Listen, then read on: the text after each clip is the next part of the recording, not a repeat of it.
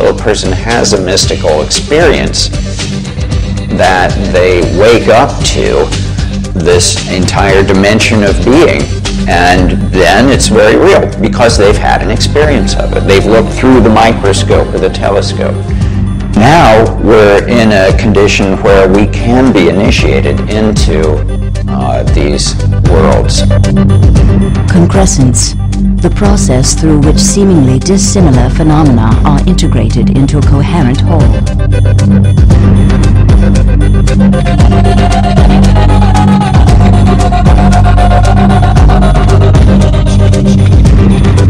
All of the technologies that we think of as the modern internet and the personal computers were really created first in an area around Stanford University between 1960 and 1975, at the same time that there was both a vibrant counterculture and ideas about augmenting human intelligence, augmenting the human mind, were being pursued both by the technologists, and they were sort of alive in a lot of the counterculture community that was taking place around Stanford.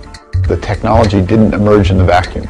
Technology is actually mediated by things that are going on in society, whether they be politics or economics or culture. In 1965, 1966, there were two men on either side of the Stanford campus. One was John McCarthy and one was Doug Engelbart. McCarthy was leading a research group that wanted to replace the human mind. He was exploring these technologies called artificial intelligence. And artificial intelligence at that time, the researchers thought that they could create a computerized artificial intelligence in a decade. On the other side of the campus, Engelbart was doing something different. He was trying to augment the human mind. He was trying to build a set of technologies that would allow humans to cooperate more quickly and invent things more efficiently. I've really struggled to try to understand what the relationship is between the use of psychedelic drugs by a small community of people during the 60s and the development of computer technology. And I'm still uncomfortable by saying one led to the other. It's clear to me, however, that they both emerged at the same time, and there were aspects of each that resonated. Doug Engelbart had this idea about amplifying the human mind. The people who were exploring LSD during the 1960s wanted to expand the human mind. Those were very similar ideas, and the impetus was related, and they resonated back and forth. And I think it's possible to say that each side drew on the other for sort of vision and inspiration.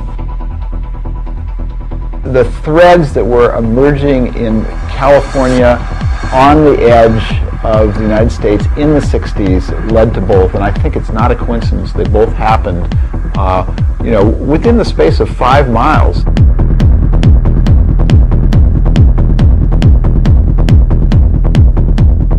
The interesting thing about Engelbart is that he was willing to experiment with all kinds of ideas, from psychodrama to psychedelic drugs, to new computer technologies, to ideas that were taken from Mao's Red Guards.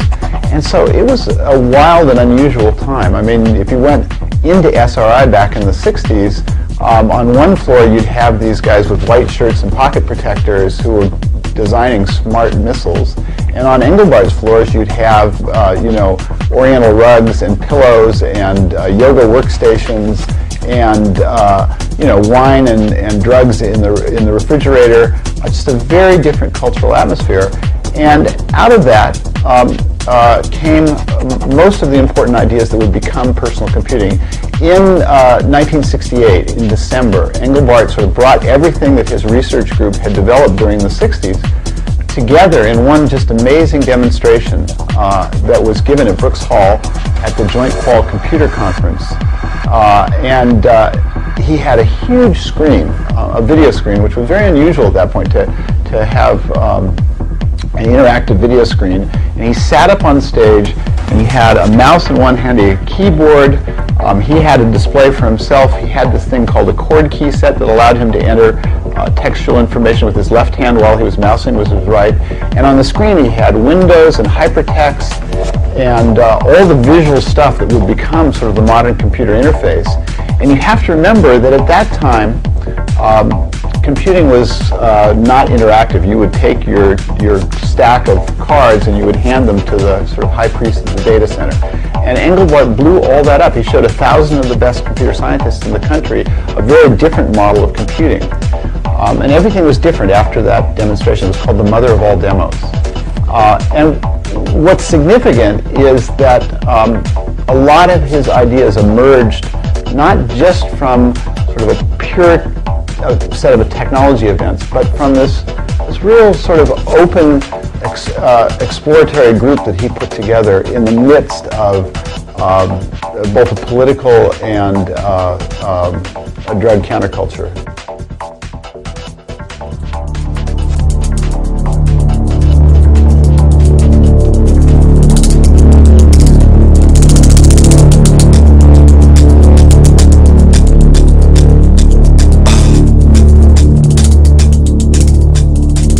Ecological crisis is taking place, and that more global consciousness is taking place, and that psychedelic awakening is taking place, and feminism. All these things are happening. One other thing takes place, and that is the first view of the Earth from outside the Earth, beyond its atmosphere, and some human beings who represent, in a sense, all human beings, have been in a position of being able to look back on the Earth, and then photographs have been brought back, which we've all seen. A perspective is given that was simply impossible before.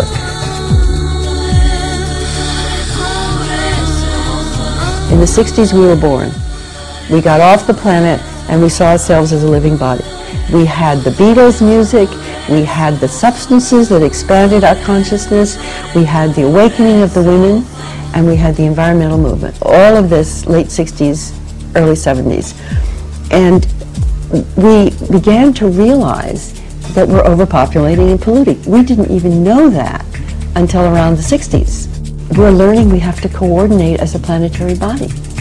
We didn't have to do that before. We were all separate.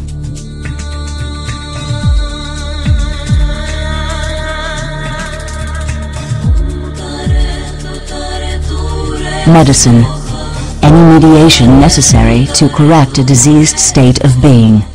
Obviously, Americans are least of any people in the world afraid of drugs, because there's a drugstore on every corner. So if they are so afraid of mind-expanding drugs, obviously it's the mind expansion that they are afraid of. And we are made afraid of mind expansion by precisely the people who have a vested interest in our minds being quite narrow.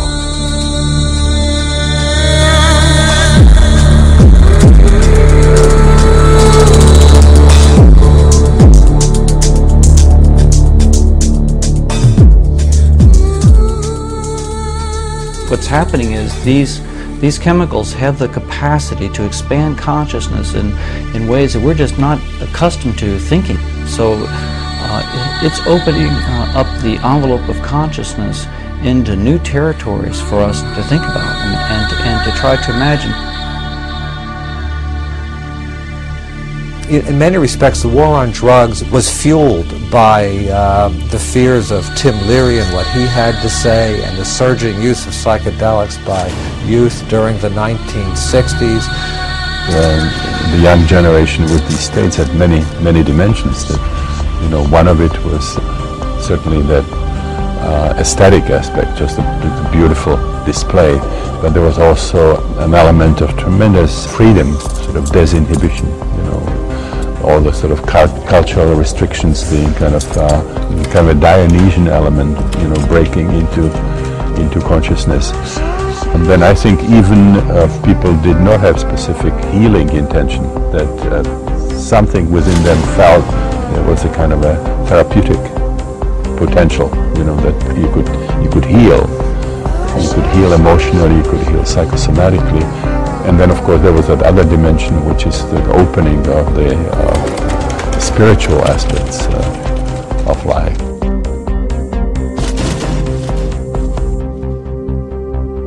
Native peoples around the world have developed structures and rituals which optimize safety. And there's a lot to be learned. There's a lot to be learned about how critical set and setting is to outcome. also